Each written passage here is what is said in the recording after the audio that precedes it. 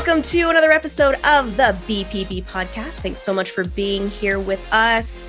And again, get ready, you guys. We have another incredible guest. We're so excited for you to meet him. And Rory, I'm going to let you introduce him. Well, today we have Dr. Benjamin Ritter, who is a leadership and career coach. Now, something that is unique about him, he's the regional learning manager for YPO, which is the Young Presidents Organization, which is an organization that has many high-level CEOs in it. He's a national speaker, a podcaster, author, a mentor, and he's very passionate about guiding others in finding, creating, and sustaining a career that they love. So, Dr. Benjamin, welcome to the BPB podcast. I'm happy to be here. I thought when you said there's something really unique about him, you're going to be like, behind his video, he has a book that says Men with Cats. And I was like, okay, now that's unique. You know, YPO and whatever, executives and whatever, you know, world domination. But no, cats, like that's unique. That is unique. Just before we hopped on, we were talking a lot about cats. We had a whole 10-minute tangent about cats. But what I want to ask you first before we jump in here. Okay. So I totally derailed. I just want to say to everyone, because this is the thing about cat lovers, is that they always have to go, but I also have a dog. So, I also have a dog, I have a turtle. We just rescued some tadpoles. Like, it's, you know, I'm an animal lover, and I don't know why cat lovers have to say that. But I'm gonna make a shirt. That's my next business plan. It's gonna say, "I love cats." On the back, it's gonna say, "But I also have a dog." Perfect. I love it. I think you'll have a huge audience for that one. You can set up your Shopify store for that. It's happening. I'm an entrepreneur. Let's do it. I know we're here to talk about like self-leadership and all that jazz and stuff. So I'll let you go. Take back the reins.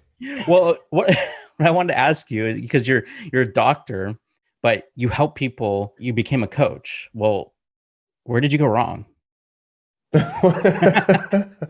Okay, so I'm a doctor. I have a doctorate in education and organizational leadership. So I studied how people develop as humans. Like a lot of people have heard of the realm of organizational behavior. That's how organization culture gets created, etc., and processes and such. I work with the individuals, the people. I help them develop. And I became passionate about that because I was working in healthcare as a high achiever. I don't know if any of our listeners can resonate, but I was successful, but I didn't fully believe I was successful.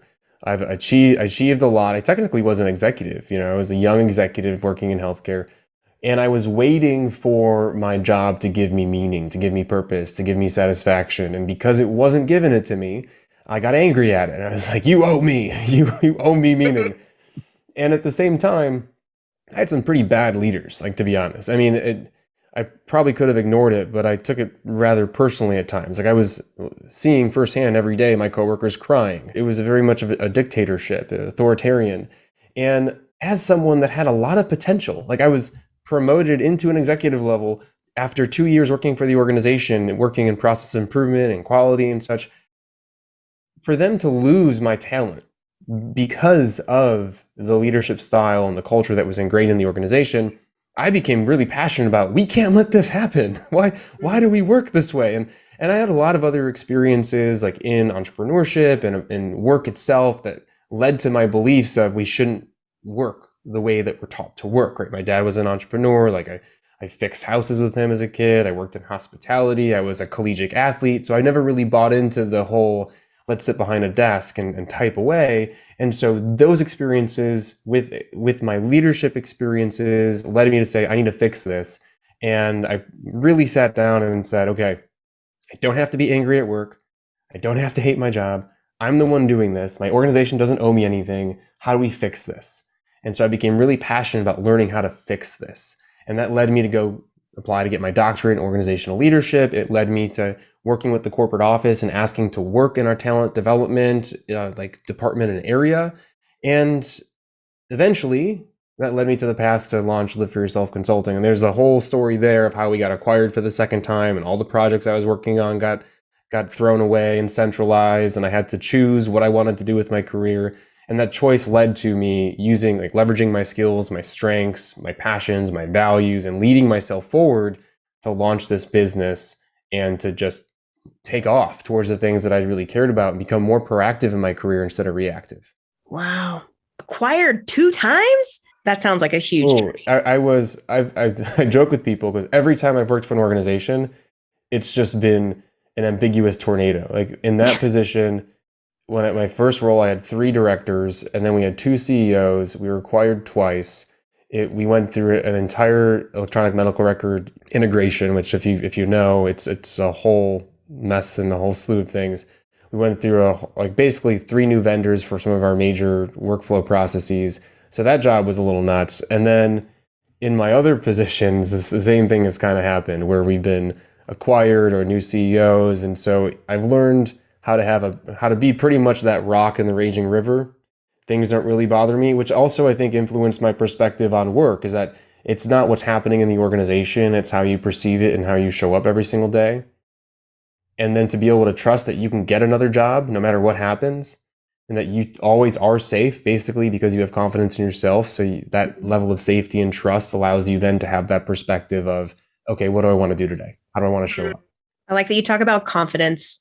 In my own business, I experience that a lot when people are making that transition between like the 9 to 5 grind and really wanting to become an entrepreneur, a business owner. What would you say would be one of your favorite strategies to help people make that transition? Like when they've identified, hey, I don't want to do this anymore. I want to go out on my own, to help build that confidence to take that next step. What would you say to encourage the listeners if they're in that position? So you get a whip, and it's so confidence is 2 main things. It's self-efficacy and self-esteem. So basically all that means is it's a belief in yourself and the belief that you can do something in a certain situation.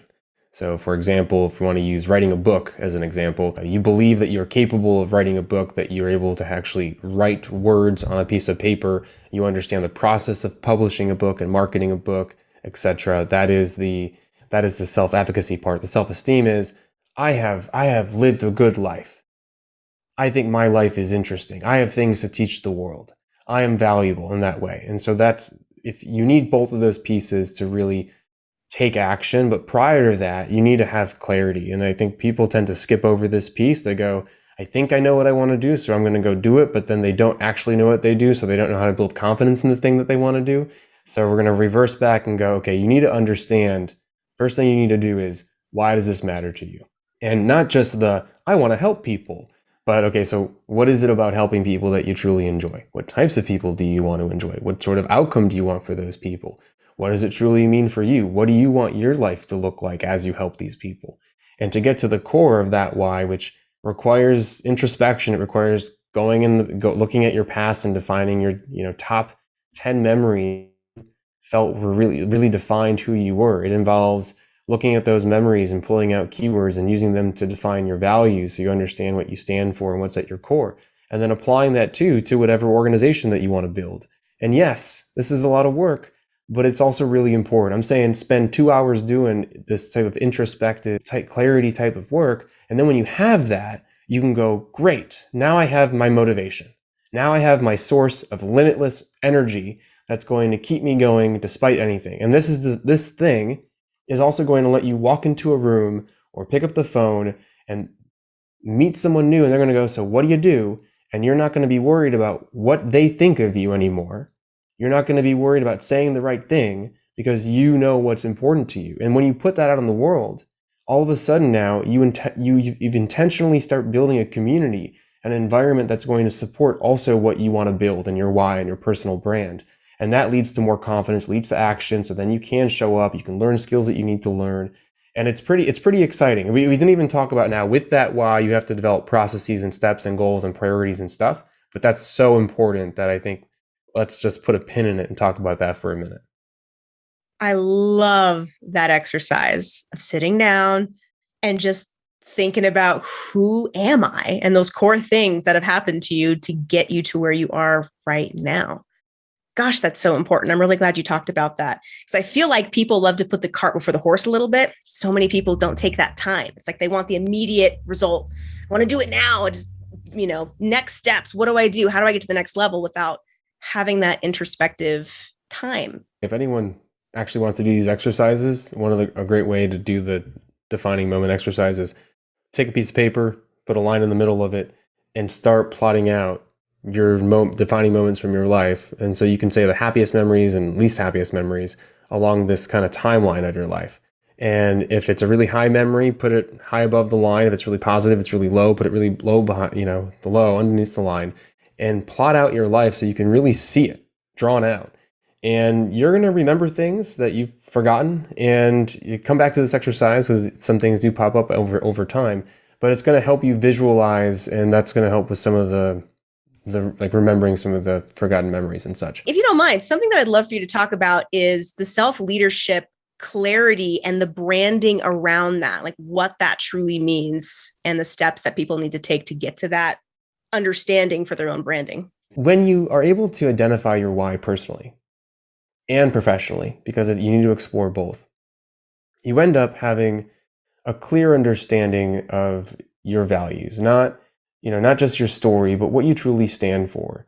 And what you stand for has been developed because of what you've experienced over time. So you may want to stand for something else. That's important to note and realize. But let's say you have a list of what you really care about. And now you have a goal of what you want to create. So I want to go create a leadership consultancy.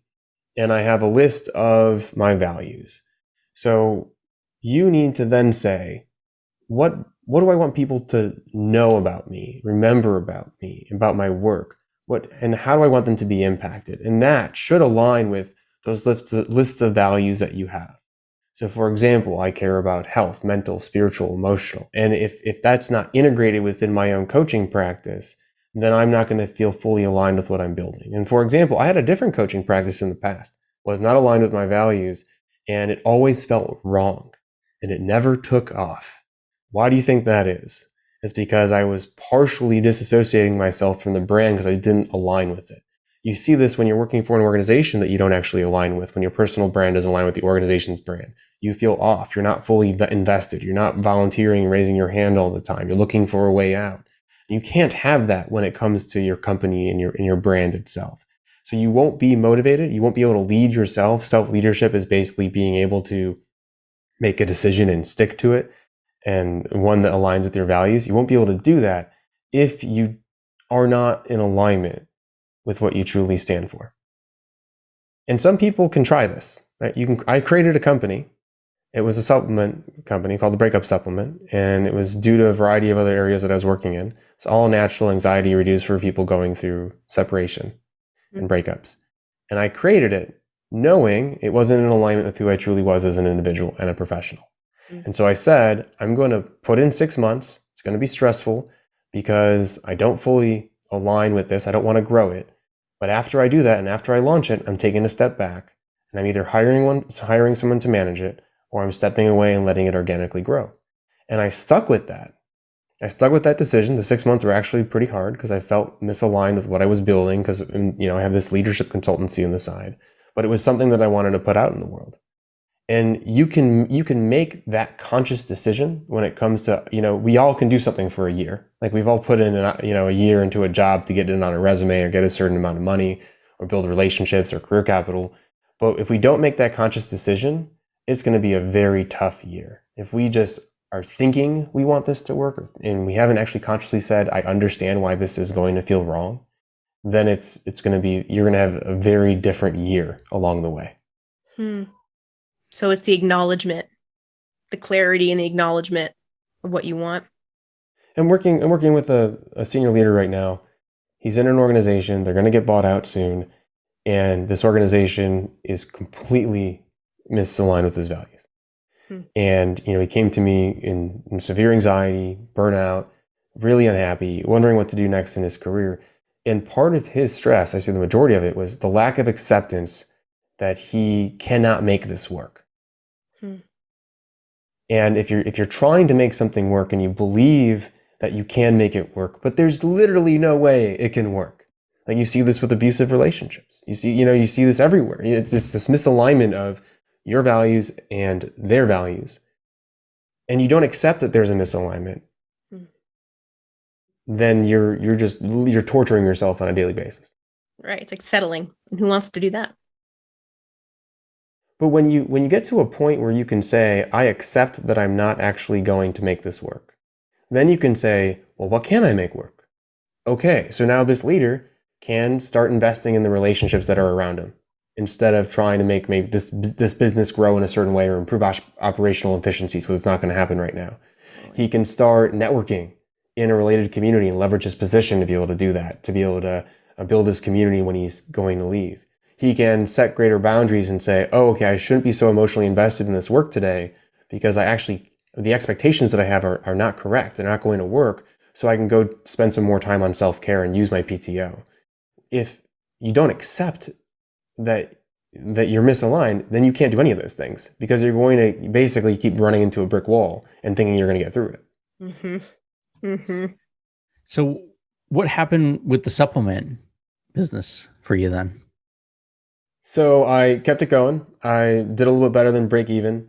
I got it in front of some pretty cool executives at PepsiCo. They decided not to go with it. So now, due to COVID and inventory issues, I made the decision to pause it. And if I do relaunch, I will probably hire someone full-time to manage it. Just because before I was I was still doing a very little bit of I was letting Amazon do all the shipping and such. Mm-hmm. And everything else was just when I would go on a podcast, I would talk about it. It was kind of just organic marketing. But I have had to say no to a lot of opportunities that came up because of that supplement, because I decided that I wasn't going to build that brand, because it took me a year and a half to disassociate myself with my last coaching business. As I built this business for 5 years, it was against who I truly was. I was kind of half building it. And when I realized where my strengths and what challenges I wanted, where my strengths really, really shone, what challenges I wanted to face in the future, what type of impact I wanted to have in the world, I needed to separate. I needed to close that business down. Mm-hmm. And people still knew me as a different person, a different brand. And it took a long time to transition. And I did not want anything else to hold me back from this business now. And I'm happy that I did that because it's gone incredibly well over the past 5 years. Can I ask a very personal question? And you don't have to answer. Yeah, you can ask anything. All right. With this other business, was that born out of a very challenging relationship, your own experience, or did you just see a need for people that were going through challenging breakups? And what's so cool about anyone working in a job you don't like right now, or in an industry, in a business that isn't working so well, you never know how those experiences are going to lead to potential opportunities in the future. How a skill that you learn, an industry knowledge, or relationship that you have. And so to that point, you need to focus and be present in everything that you do, because the culmination of everything that you do creates your career, right? It's all the jobs you've had. It's all the people you've met. It's all the skills you've learned. So keep that in mind when you're resentful towards a specific job that you have, or you're kind of half focused one day. The supplement came from my last business, basically. So I was a dating coach initially, and that's what brought my personal experience with my own development from losing my identity with soccer and not really having friends because of it, being socially awkward and such, led me down the path of self-learning towards how do I just become more social, more confident, and figure out what I want next in my life after this chapter. That led me, through how to win friends and influence people and all those types of persuasion and influence and getting a yes. And it led me down this path of developing myself, which led me to then get into attraction and dating, which led me to stumble into someone who ended up saying I need to meet his boss, and they hired me full-time to run their coaching program, which led to me saying this is an amazing industry, I have something to give to it, which led me to write a book, which led me to create a company, which led me to launch a podcast, because I was it led me to write for Men's Health and Ask Men and a variety of other websites. And so then I was okay, no more. And then I said no more, and Elite Daily reached out to me and said, Ben, we want you to write a series of articles on X's. I go, it's paid, right? So they're yeah. So I said yes to it because it was during a time, it was nice income, it was an opportunity. It was I still wasn't fully distanced myself from this job, from this industry. And I wrote these articles, and I studied a lot about separations and breakups and the neurochemical response we have to losing somebody. And that led to having a conversation with a friend who was having a breakup. And we were walking, and she was telling me about the situation. And I go, look, it's really just chemical. The feelings that you're feeling are not based on this person. They're based on the attachment you have to this person. And I was like, honestly, you could just take precursors to dopamine and serotonin and get to baseline. Like you can get yourself back to baseline. You basically could take a pill. And she's like, I would take that. And I go, wait, that's a really good idea. Hmm. And so then I looked at the industry. There was nothing there. And I went for it and created it. I was going to ask, so you said that you played soccer in college, right? So you said that you kind of didn't have a social life. Was it because of soccer? Yeah, I was obsessed. So Mm. when I first started coaching, my first ever speaking engagement wasn't even paid. Just the first time I went up there with a microphone was on why purpose was the worst advice I was ever given. And that was kind of how I started everything. It's how I got it also into values and a variety of things. And so I was a kid who thought that the most important thing in life was becoming a professional athlete, which led me to then, and not just like, it was like an unhealthy obsession. So I would practice all the time. And then I said, okay, I can only practice this much. So I should get stronger and so I had to get stronger and to be more physically fit. I need to eat a certain way. I need to work out a certain way. So I studied everything I could about nutrition and fitness and worked out and ate tuna out of a can. And, it was very, very specific about my lifestyle. Didn't drink, didn't do drugs, didn't hang out or go to parties, didn't develop friendships, so it's like this kid for years of my life, morning wake up practice, afternoon practice, evening practice, watch TV, soccer. It was just like, it was very unhealthy. I don't know why anyone didn't go. Like, I needed an intervention. I'm surprised I didn't walk home one day and have like my whole family there being like, Ben, we need to talk to you about being a well-rounded individual. But I had great grades because my parents at one point were like, look, you're failing math. If you don't do good in school, we're taking you out of soccer. So that was actually a transition point where I became the 4.0 student. It's like literally I was always the class clown. I was always the goofball. So it's funny how things work out. Because the other day, my mom's like, Ben, we never thought you'd be the one to get 4 degrees. She's just like, I was like, okay. So yeah, but when you do something like that, when you put something that is outside of yourself on a pedestal above all else, you lose balance, you lose harmony, you become like of course, I became socially awkward. Of course, I didn't have any good friendships. Of course, I didn't know how to create intimacy and good relationships. It's like, of course, I didn't know who I was going to be and what I wanted to do with my life.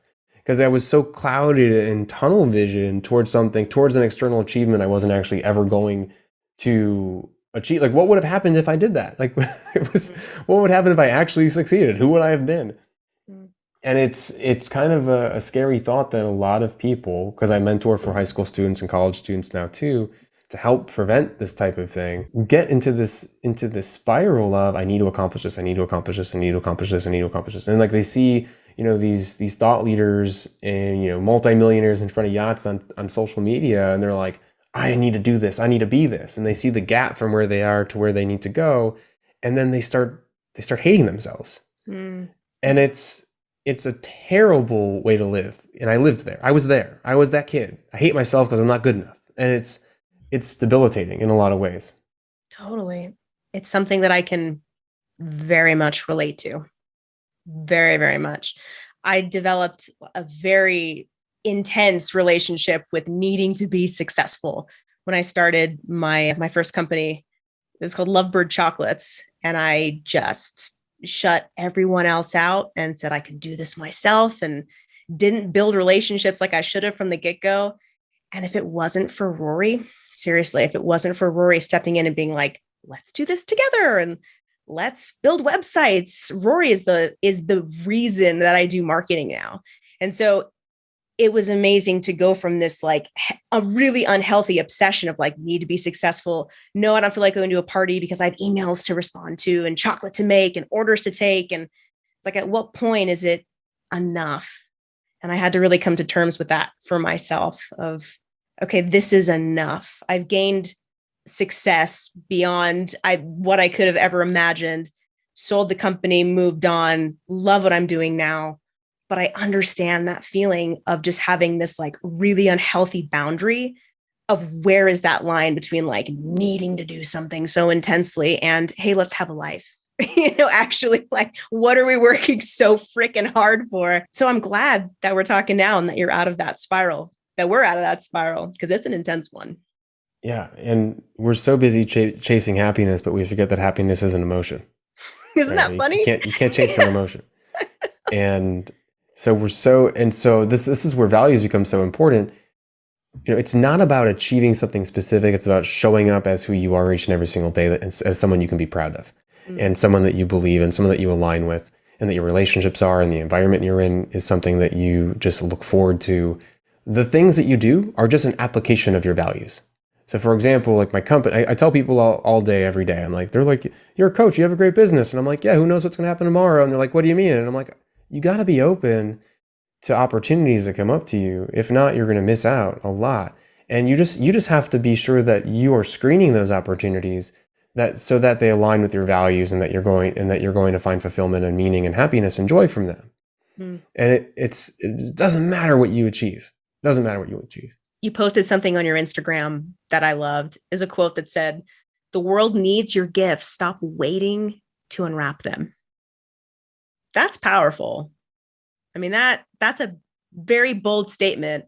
And even I'm this far into my career, decade later, and I'm like, yes, there's more gifts to be unwrapped. So it's very, very encouraging. I also saw that you talk about Fearless Fridays. Can you tell us a little bit about that? Oh yeah. So this is more like a business process thing going on. So I use LinkedIn a lot, and on Friday I was like, I want to create video content because I got LinkedIn Live, and I was like, okay, so then what do I want to put out there in the world? And I had a podcast going on. I was doing interviews, but those interviews were mainly for my speakers that I'd have at my in-person events. And then when the world shut down, I was like, okay, who else do I want to talk to?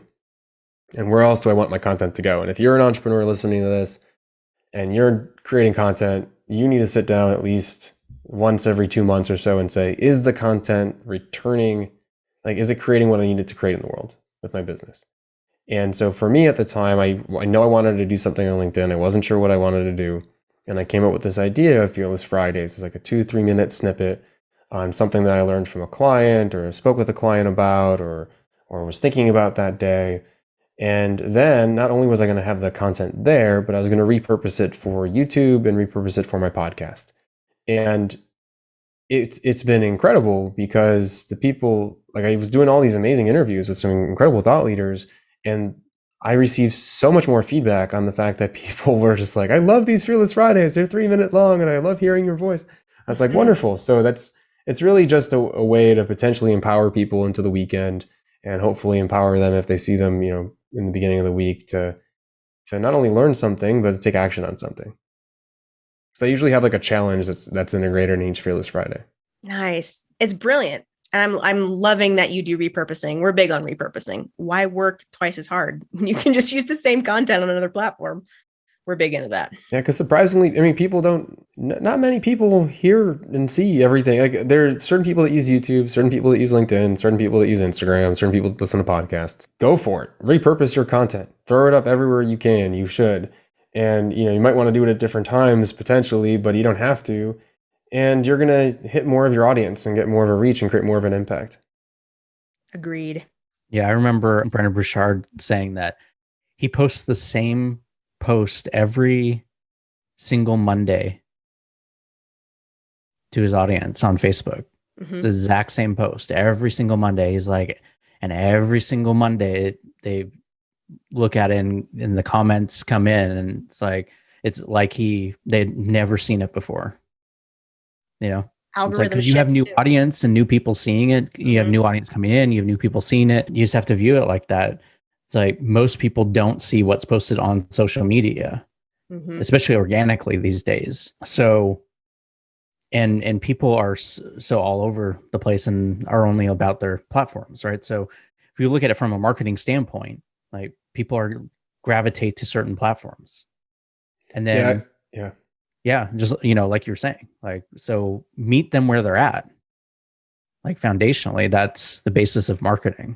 Mm-hmm. I work with a lot of executives and a lot of service-based entrepreneurs who are doing very well, and they don't have a social media following. They do. And I tell you right now, I could get rid of my social media following and still have a successful business. And I don't know if you saw this on Instagram, but I also just posted that I'm kind of not really on Instagram anymore. And I can't remember the time that I signed on to Facebook other than to look up if a restaurant was open. And I like LinkedIn. That's why I use LinkedIn. I actually enjoy LinkedIn.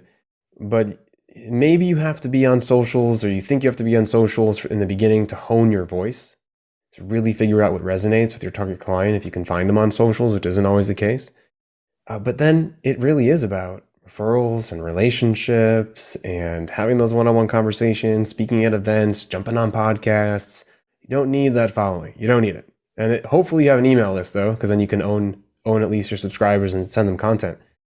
But I think it's a huge misconception. Yeah, you're like preaching to the choir, and I know what Dominica's going to say. Sorry for everyone who has heard this for like the millionth time. But yes, Rory and I talk about building relationships, not transaction ships. We're big into that. It's all about relationships, because without that, I mean, I think even on your Instagram, you had a quote that said, your network is your net worth, right?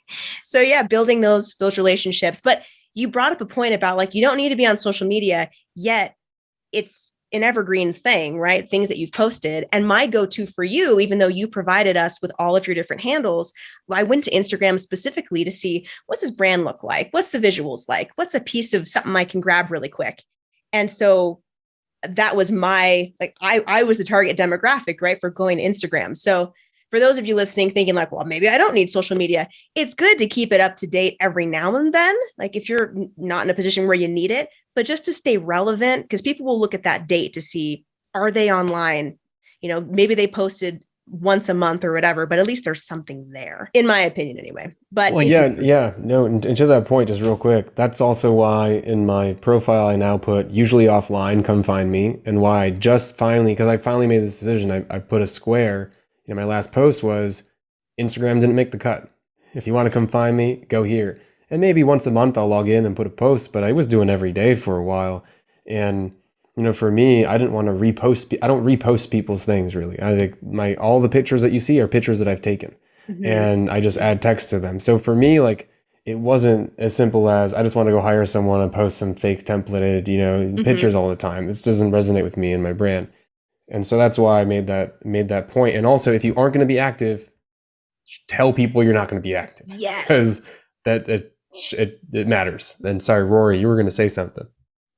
I was going to say, as far as a branding standpoint, just how you set up your profiles, that is what matters more so than even like the consistent posting, that you have a profile and that it is branded to you and that you exist. And if that's there and that it's consistent when people go look at it, that in a lot of cases is more important, that you are somewhere. If people go and look, if you have no social media profiles and that's an expectation that someone is trying to figure out who you are, and you are positioning yourself as a credible expert and authority, and you are wanting to be seen online that way, then you need at least some of that aspect there. It doesn't mean you have to be consistent. I'm not consistent with posting on social media at all. I don't even go on social media most of the time, but my profiles are set and they're branded properly for me. In relationship to self-leadership and personal brand here, like let's say you assess your values, you figured out, you know, what you want to create in the world. And it's, you know, I want to help high achieving leaders, you know, gain clarity and get unstuck within their professional career and their life. Great. So that's my value. That's the thing I want to do. That's my mission. And it's because I have values of openness, honesty, trust, like whatever my values are. That's why I want to do that thing. And I go in and I look and say, okay, so how do I do this? How do I build this company? And one of the things is create a social media presence. Okay, so then how do I do that? And then, so one of my goals there is going to be target Instagram. Right. So then I need to say, okay, how do I target Instagram? What do I do there? And it's like, okay, attend an Instagram webinar, launch a profile, review top people in this space, you know, take photos every day, to keep a journal of ideas.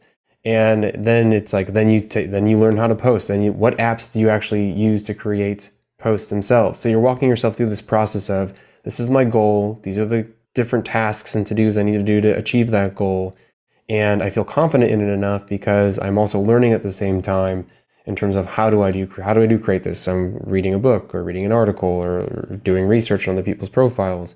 And then you set aside time, you prioritize it within, you know, let's say 15 minutes a day, you're going to do this, or 30 minutes once a week.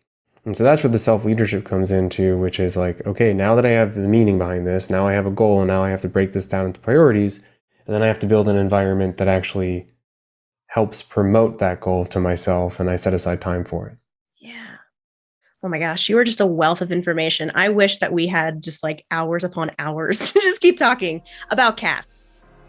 Just cats. Yeah, just cats. Thank you so much for just sharing your experience with us. And you mentioned earlier, before we hit record, that you actually have a special offer for our listeners. Can you let them know what you've got for them? Yeah, so usually if you go to my website, liveforyourselfconsulting.com, you'll get a little pop-up and you'll be able to download for free a guide to create a career that you love. It walks you through how to craft your job to be best suited to you so you don't have to escape your job to actually enjoy your work. I would like to throw in something else. I'd like to throw in a guide to getting unstuck. It's the 4 steps to getting unstuck. It goes through the LIVE system. It's like literally the foundation of Live for Yourself framework. But for you to access that, because I don't have a little place you can put your email in and get that, I would like you to connect with me on LinkedIn. So just look Dr. Benjamin Ritter up on LinkedIn. I'm the only one that's there. Let me know that you heard me from this podcast, and I will send you both of those guides. You don't even have to sign up for an email list, as well as, if you're interested, a link to sign up to schedule a call with me. That's so awesome and super generous. Yeah, thank you for doing that for our listeners. And a free cat. Everybody gets a free cat. No, And a free cat. Asterisk, that is not exactly... no cats will be given away in this episode. That's like when you walk into like coffee shops and they're like, unruly kids will receive a free puppy or something. Yeah. Right? That's the mess with the parents. Yeah, Yeah. that's miserable. On that super happy note, well, thank you so much again for joining us. It's been awesome to have you. And again, the website where people can connect with you one more time. Catman.com. No, it's live. I could just keep going. Okay, liveforyourselfconsulting.com. Just how it sounds, and liveforyourselfconsulting.com. Perfect. All right, this has been an amazing time with Dr. Benjamin Ritter. That is it for this week, you guys. We'll see you next time. Bye. Bye. Bye.